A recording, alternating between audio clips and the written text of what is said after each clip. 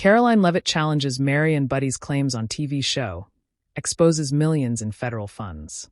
It's a bright Tuesday morning, and Karoline Leavitt stands confidently behind the desk in the bustling studio of a live political talk show. The lights are shining down, the cameras are rolling, and the audience waits in eager anticipation. Her role as the host is clear: to facilitate the conversation, ask the hard-hitting questions, and keep the debate alive. Today, the focus is on a controversial figure, a woman who has divided opinions across the country. Maryann Buddy, a well-known figure in the Episcopal Church, is the guest of honor. Karoline has done her research. She knows this is no ordinary interview. Maryann Buddy is a bishop, someone who holds significant sway in religious and social communities. She's been a public figure for years, particularly for her outspoken advocacy for LGBTQ+ rights and immigrants, which has drawn both admiration and criticism. But what many people don't know is her deeper involvement with government-funded programs and her ties to controversial organizations. Karoline is prepared, not just with the usual questions, but with insights into the allegations that surround her. The studio is alive with energy. Karoline's voice breaks through the chatter, her tone smooth but firm, as she introduces the show's topic. Today, we dive deep into the story of a woman who claims to fight for justice and equality, but has recently come under scrutiny for her financial ties and her role in various politically charged movements. Let's find out what Maryann Buddy really stands for. The camera shifts to Maryann Buddy, seated across from Karoline, her calm demeanor belying the tension that hangs in the air. Maryann Buddy smiles faintly as Karoline begins her questions. "So, Bishop Buddy," Karoline begins, her voice measured, "you've made headlines for advocating on behalf of LGBTQ+ individuals and immigrants. You've often positioned yourself as a protector of the vulnerable. But recently, there have been claims about your involvement with groups receiving substantial federal funding, including from USAID. How do you respond to those claims?" The question lands with precision. Maryann Buddy shifts in her seat, her hands clasped in front of her, maintaining her composed appearance. "Well, Karoline, my work has always been about compassion. I believe in supporting the marginalized, whether they are refugees, LGBTQ+ individuals, or those who have been cast aside by society. The funding I've received is simply a reflection of the need for these programs. We are doing good work, important work." Karoline nods, but doesn't let the answer slide. "But some would argue that the programs you support promote policies that go against the values many Americans hold dear. You've received millions of dollars from USAID. Is this funding really being used to support the communities you claim to help, or is it being funneled into furthering a particular political agenda?" Maryann Buddy pauses, and for a moment, there's a flicker of discomfort in her eyes. She's no stranger to controversy, but this is a different kind of question, one that challenges her credibility. "I'm not here to discuss politics, Karoline," she responds, her voice calm, though there's an edge to her words. "I'm here to talk about the people we're helping. I'm here to defend those who need us." Karoline doesn't back down. "But aren't your political beliefs intertwined with your religious stance? Aren't the policies you advocate for directly tied to the funding you receive?" The audience listens intently. Karoline is a seasoned host, and she knows how to navigate these conversations. She's not interested in letting marry and sidestep the critical questions. This isn't just about religion or politics. It's about the integrity of organizations receiving taxpayer money. The camera zooms in on Mary, and as she prepares her response. She's used to pressure, but this feels different.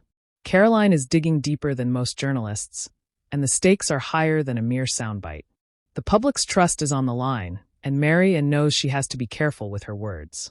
She's worked hard to cultivate a reputation as a champion for marginalized communities, but now that reputation is being questioned.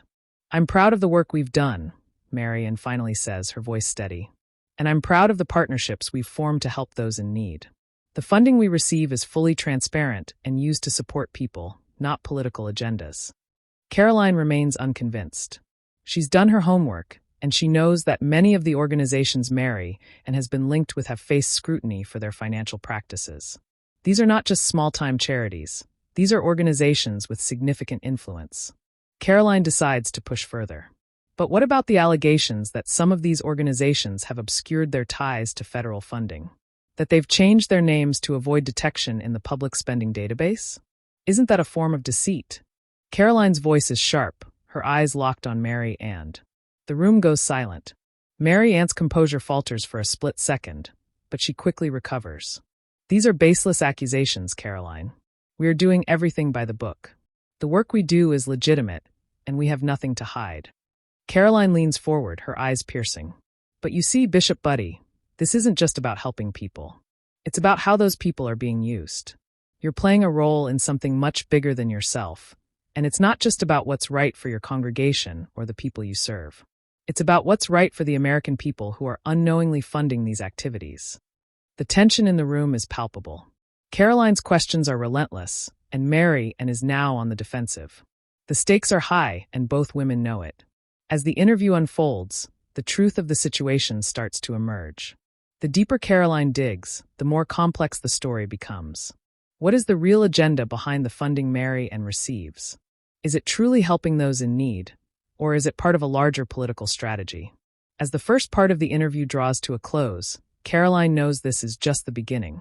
The story is far from over, and the revelations are only just starting to surface. There's more to uncover, and Karoline will stop at nothing to get to the truth. As the cameras continue to roll, Karoline Leavitt tightens her grip on the microphone, her gaze never leaving Bishop Mary and Buddy. The room is heavy with tension, and Karoline knows that this interview is about to take a turn for the more revealing. Maryann's earlier response was deflective, and Karoline is determined to push further into the heart of the issue. You mentioned earlier, Karoline begins, her voice still calm but laced with authority, that the funding you receive is fully transparent. But there are records showing that significant amounts of taxpayer money have been funneled into organizations that seem to operate under a veil of secrecy.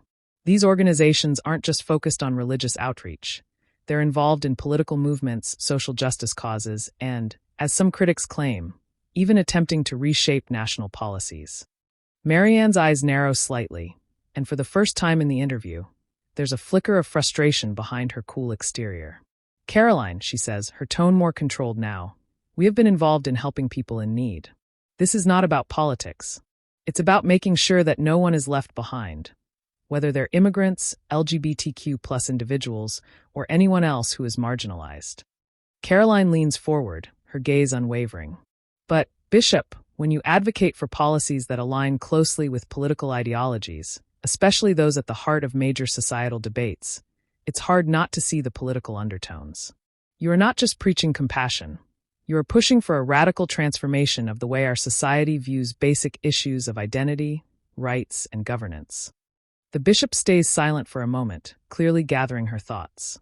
She has been in the spotlight before, but this interview feels different. Karoline is digging deeper than any interviewer she has faced in the past, and the stakes are growing higher with each question. You can call it political all you want, Maryann responds, her voice taking on a defensive edge. But at the end of the day, it's about love and acceptance. It's about creating a society that embraces everyone, regardless of who they are or where they come from. Isn't that what we should be doing as a nation? Karoline does not flinch. But when you use federal funds, taxpayer money, to advance these ideas, don't you have an obligation to be transparent about where that money is going and what it's being used for? A slight pause fills the room before Maryann answers, but her response is no less firm. We have always used our resources to help the most vulnerable. I have no interest in playing political games. My goal is to provide care, compassion, and support. Karoline raises an eyebrow. Then why have reports surfaced claiming that organizations linked to you and your church have been altering their names to obscure the federal funds they are receiving? Why the secrecy? It's hard to believe this is just about providing care if you're actively trying to hide the money trail. The question hits like a punch. Karoline's eyes are locked on Maryann's, her posture intense, waiting for an answer. Maryann's expression hardens, but she remains poised. These are false claims, she says sharply, her words losing some of the calmness they once held. These accusations are politically motivated. We've never hidden anything. Our programs are legal, above board, and have always been transparent. Karoline leans back in her chair, her voice lowering, but the intensity in her words hasn't softened. Maryann, I understand that this is a delicate issue, but the public has a right to know. These organizations aren't just handing out aid. They're shaping the future of this country. So the question remains, who stands to gain from this? Is it the vulnerable people you claim to protect, or is it an entirely different agenda? A heavy silence follows Karoline's question. The camera cuts to a close-up of Maryann, her fingers lightly tapping the desk in front of her, a subtle sign of her discomfort. The air between the two women crackles with tension. Karoline is relentless, and Maryann knows that she's running out of room to maneuver. Maryann adjusts her position slightly, her eyes flitting briefly toward the production team before returning to Karoline. The work we do is about inclusivity. It's about ensuring that people from all walks of life are treated with dignity and respect. This has always been my mission, and it always will be. But inclusivity doesn't mean that everyone's rights and freedoms are being respected, Karoline shoots back, her words punctuated with precision. What about the rights of American citizens who believe differently? The right to protect their borders? To reject ideologies they don't agree with? Are their voices not worth hearing in this conversation? Maryann's expression remains neutral, but Karoline can sense the struggle in her eyes.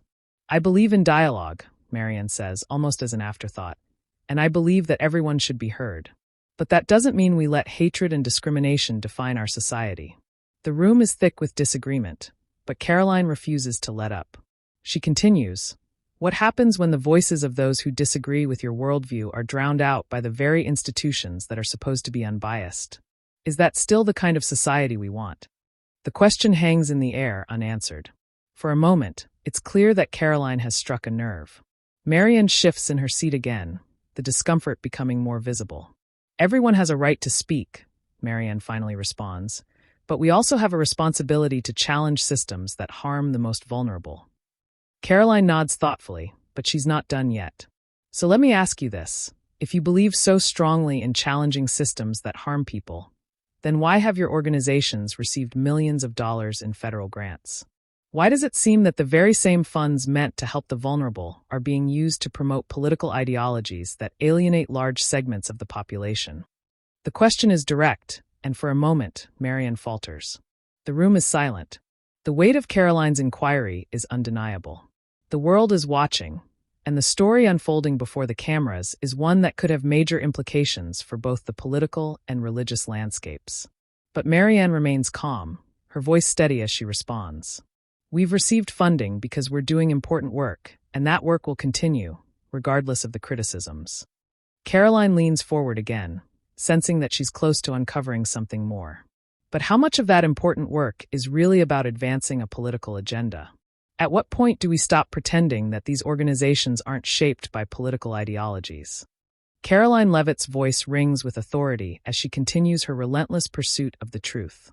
She knows that Maryann still has more to answer for end. The stakes are higher than ever. The atmosphere in the studio grows tense, the studio lights creating a sharp contrast between the two women.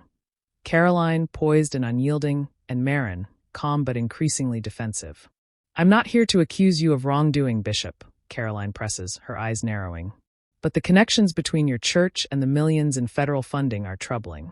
It's hard to ignore the fact that so much of the money being funneled into your programs seems to be linked to organizations with strong political leanings.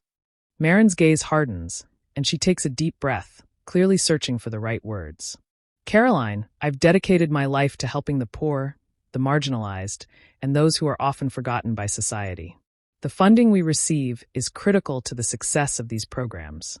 It is not about politics. It's about compassion and the desire to make the world a better place. Karoline tilts her head, unconvinced. But Bishop, how do you explain the fact that many of the organizations you're linked to, particularly those receiving federal funds, have been accused of pushing a political agenda? Many people believe that your church's involvement in these movements, including support for issues like open borders, transgender rights, and abortion, isn't just about compassion. It's about shaping the nation's policies. At what point does your religion become entangled with partisan politics? The question lands with a force that makes the air in the room seem thicker. Maryann tries to remain composed, but it's clear she's uncomfortable with the direction the interview is heading. She opens her mouth to respond but hesitates, trying to steady herself. The church has always been a place for change, Karoline, Maryann begins slowly. It has always played a role in advocating for justice. The issues you're referring to, immigration, transgender rights, and others, are deeply intertwined with human rights. These are issues of love, dignity, and respect. As a religious leader, I cannot in good conscience ignore the cries of those in need. It is my duty to stand with them. Karoline, however, isn't letting Maryann off the hook so easily. But is it your duty as a religious leader to use your position to influence government policy? Do you believe it's right to leverage the authority of your position for political change, especially when taxpayer money is involved? Isn't it dangerous when a church becomes a tool for advancing a political ideology? Maryann recoils slightly, but her response is calm and firm. The issues I advocate for are moral issues, Karoline. They're not political. We're talking about basic human rights and the dignity of life. The funding we receive is a tool to help us do that. If people want to call it political, that's their right, but that's not what I'm doing here. Karoline leans forward, her expression unwavering. Then why do you think these accusations keep resurfacing? Why is it that so many people feel like your organization is pushing an agenda that has little to do with faith and everything to do with shaping the future of American society? The question is a direct hit. Maryann's gaze falters for a moment, and she lowers her eyes briefly. She knows Karoline's line of questioning isn't just a challenge. It's a challenge to the very heart of her work. Sometimes, Maryann begins, her voice tinged with emotion. Change is difficult. People don't always understand it, and they push back. But that doesn't mean the change isn't necessary. We are here to serve the people who need us the most, not to cater to a political party or a set of political beliefs. Then why is it, Karoline counters sharply, that your organization is heavily involved in movements that are so politically charged? Why does your church's outreach program align so closely with the left-wing policies that are shaping today's political discourse? It's hard to ignore the fact that the rhetoric you use, the way you position yourself, seems to be very much a part of the political divide. Maryann is silent for a moment, clearly gathering her thoughts. Karoline has exposed a vulnerability, and Maryann knows she must tread carefully from here on. The stakes are higher than they've ever been. I understand the concerns, Karoline, Maryann finally responds, her tone softer. But let me be clear, I do not use my position for political purposes. I use my position to help people. I use my platform to fight for justice. But do you realize, Karoline says, her voice steady, that by supporting certain political movements, you may be inadvertently alienating people who might benefit from your work, but who don't agree with your political views? You're pushing an agenda that goes beyond helping the marginalized and may be doing more harm than good in the long run. Maryann sighs, a deep, weary sound. I don't see it that way. We're doing the right thing, Karoline. We're making the world a better place, one person at a time. The work we do transcends politics. And yet, Karoline points out, the funding that enables this work is tied to political interests. That's the crux of the issue here. You can't separate your church's involvement in political movements from the very real implications that funding has on the programs you run. Maryann's face flushes slightly, and for a moment, she looks almost vulnerable. I've never wanted to be involved in politics, she admits quietly. But when you see injustice, when you see people suffering, it's hard not to take a stand. I'm sorry if that comes across as political, but it's the reality of the world we live in. Karoline's expression softens for a moment, but only briefly. The reality is that when taxpayer money is involved, people have the right to know how it's being used. If you're using government funds to advance a specific political agenda, you're not just serving the people who need help. You're serving a political cause. The room falls into silence. The conversation has reached a pivotal moment, and Maryann knows she's walking a fine line. Karoline has presented a case that's hard to ignore, and the pressure is mounting. Finally, Maryann responds, her voice low but firm. All I can say is that the people we're helping, those who need us, they don't care about politics. They just want help. And that's what we're providing. Karoline looks directly into Maryann's eyes. Then why not focus solely on that? Why not just focus on the work, without the political baggage? The question hangs in the air. It's clear. Maryann's journey, her faith, her work, her involvement in politics, has led her to a crossroads. As the camera zooms out, the interview is far from over. Karoline knows there's more to uncover, and she's not done yet. The interview continues, but the tension in the room feels almost suffocating. Karoline Leavitt's voice, calm yet resolute, fills the space between her and Maryann Buddy. The studio lights seem brighter now, casting long shadows as the two women lock eyes. One in search of the truth, the other clinging to a narrative of compassion. Karoline senses the opening she's been waiting for. Her earlier questions have shaken Maryann, but Karoline isn't finished yet. She leans forward again, her tone shifting slightly as she addresses the bishop's earlier statement about helping the marginalized. Bishop Buddy, Karoline begins, her voice cutting through the air with purpose. You've said time and time again that your focus is on compassion, on helping the vulnerable. But the truth is, the public is increasingly skeptical about how these funds are being allocated. The people you claim to protect may not be the ones benefiting from the millions in grants. Critics say the money isn't just helping people, it's furthering a political agenda. How do you respond to that? Maryann's expression falters briefly, but she quickly regains her composure. I understand the concerns, Karoline, but these programs are for the good of all people, regardless of their background. We're not trying to push an agenda. We're trying to build a society where everyone has a voice. And yes, I've fought for many causes, but they are causes that matter. Immigration, LGBTQ+ rights, healthcare for the underprivileged. These are the issues that need attention. Karoline nods but remains unconvinced.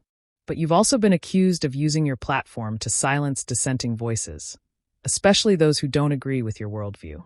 There's been talk of your church silencing conservative members who disagree with your stance on issues like abortion, immigration, and transgender rights. How do you reconcile that with your claim to represent compassion? The bishop looks taken aback for a moment, clearly caught off guard. She leans forward, her hands clasped tightly in front of her. We're not silencing anyone. But let me ask you, Karoline, when a voice is used to perpetuate hatred or violence, when it's used to tear people apart, is that voice really worth listening to? My duty is to defend those who cannot defend themselves. That's what I do. Karoline's eyes narrow. She's heard this rhetoric before, but this time, something doesn't add up. But is it your place to decide which voices are worth hearing? Who gets to speak and who doesn't? What about the voices of those who disagree with your policies? Those who feel that open borders, the push for unrestricted transgender rights, and the defense of abortion are harmful to society? Are their opinions not valid? Maryann's lips tighten. She's clearly bristling at Karoline's line of questioning, but she doesn't break her gaze. I don't believe in promoting hatred or division. I don't believe in attacking those who are already suffering. People who are marginalized, people who are oppressed, they don't have time to worry about the petty squabbles of politics. They need help. Karoline presses on, determined to get to the heart of the issue. But you're operating in a political landscape, and when you accept millions of dollars in federal funding, it's impossible to ignore the political implications. These funds don't come without strings attached. The public wants to know how this money is being used, and how much of it is going towards supporting causes that benefit the few rather than the many. The air grows even heavier. Maryann's jaw tightens, but she holds her ground. These funds are used to help the most vulnerable, immigrants, refugees, LGBTQ+ individuals, and others who have been marginalized. What we do is not for political gain. It's about making sure these people have a place in society, a place at the table. Karoline leans forward, her voice steady but firm. Then why are so many of these organizations you're connected with, organizations receiving federal grants, also linked to left-wing political groups? Why is there so much overlap between the groups pushing for policies like open borders, unrestricted abortion, and transgender rights, and those receiving taxpayer funding through programs like USAID? Maryann hesitates for a fraction of a second. She's been caught in a bind, and Karoline knows it. The question hangs in the air like a weight. These organizations are not pushing a political agenda, Karoline, she says, the words coming out a bit more quickly now, as though she's trying to regain control of the conversation. They're focused on helping people. What we are doing is addressing a human rights crisis, one that has been ignored for far too long. The fact that we receive support from progressive groups doesn't change the fact that we're helping people who need it. But can you see, Karoline counters, her voice unyielding, how it might look like the very political ideologies you support are being funded by American taxpayers? How some of these same taxpayers, who may not agree with your stance, are being forced to fund a movement they feel is undermining their values. Maryann's face grows even more tense, her eyes flickering briefly to the side. The pressure is mounting, and Karoline can feel the shift. The bishop's calm is slipping, and it's evident that she's struggling to maintain the narrative she's been telling the public. We are not undermining anyone's values, Maryann says with a shaky breath. We are simply standing up for what is right.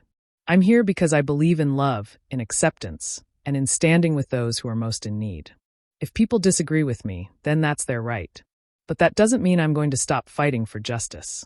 Karoline's eyes soften for a moment, but she doesn't let up. But Maryann, this isn't just about fighting for justice. It's about the way these fights are being funded. You're using federal funds to support a set of beliefs that many Americans find deeply troubling. And that's a problem. The bishop sighs deeply, clearly exasperated. I don't know what else to say, Karoline. We're doing what's right. We're helping people. Karoline nods, her voice softening just slightly. Helping people isn't the problem, Bishop. It's how you're using the resources available to you to help them. And when those resources come from the public deserves to know how they're being spent. As the silence fills the room, Karoline knows the conversation is far from over. The truth is becoming clearer, but there's still more to uncover. Maryann Buddy's involvement with government funding, her connections to political ideologies, and the impact of her actions on the broader landscape are all pieces of a puzzle that is only just beginning to take shape. The camera zooms out as the interview reaches its midway point. Karoline's eyes never leave Maryann's. The truth is out there, and Karoline is determined to find it, no matter where it leads. The tension in the studio is palpable as Karoline Leavitt and Maryann Buddy sit across from one another. Karoline's final question lingers in the air, a sharp challenge to the narrative that Maryann has tried to uphold. You've said that the work you do is about love and acceptance, Bishop, Karoline begins, her voice calm but firm. But can you deny that your advocacy and the funds you receive are deeply entangled with political movements? And when those movements push divisive ideologies, don't you risk alienating the very people you claim to help? Maryann opens her mouth to respond but falters. The truth is inescapable, and she knows that Karoline has exposed the cracks in her carefully constructed narrative. The room is silent. The camera zooms in, capturing the uncertainty in Maryann's eyes. Karoline knows that this interview, this moment, may change the narrative forever. The truth has been laid bare. The question is, what will Maryann do next? The silence in the studio is deafening. Karoline Leavitt leans back slightly in her chair, watching Maryann Buddy with a focused gaze. The tension between them has reached its peak. Maryann, the once unshakable bishop, now seems visibly shaken. Her hands rest on the table, her fingers twitching slightly as she struggles to form a coherent response. For the first time in the interview, Karoline sees a crack in Maryann's carefully curated facade of calmness. The words she has chosen to defend her actions now seem less certain, more fragile. Bishop Buddy, I appreciate your dedication to helping those in need, Karoline continues, her tone softer but no less incisive. But it's hard to ignore the bigger picture here. The funds you've received, the programs you've supported, there's a growing perception that these efforts are tied to a political agenda, and that's something the American people need to understand. Maryann shifts uncomfortably in her seat. She knows Karoline is right. The pieces of the puzzle are too numerous and too clear to ignore. This is no longer just about defending a faith or an ideology. It's about accountability. I've never claimed to be perfect, Karoline, Maryann says, her voice strained. I do what I believe is right. I fight for the marginalized. That's what matters to me. Karoline nods, but she's not backing down. But what happens when those you're trying to help are caught in the crossfire of political ideologies they don't support? When your actions, even though well-intentioned, serve to further divide the country, is that really helping people? There's a long pause before Maryann answers. I don't know what else to say, she admits quietly. I'm trying to do good. I always have. Karoline leans in slightly, her voice resolute. The truth is, Bishop Buddy, the good you're trying to do is overshadowed by the politics that are shaping the narrative. And that's the issue the public needs to understand. The camera zooms in on Maryann one final time. She's no longer the confident religious leader she once seemed, but a woman backed into a corner. Karoline's questions have exposed more than just a political agenda. They've uncovered the deep, uncomfortable intersection between faith, politics, and money. The interview ends, but Karoline's voice lingers in the air. The story is far from over, and the reckoning has just begun.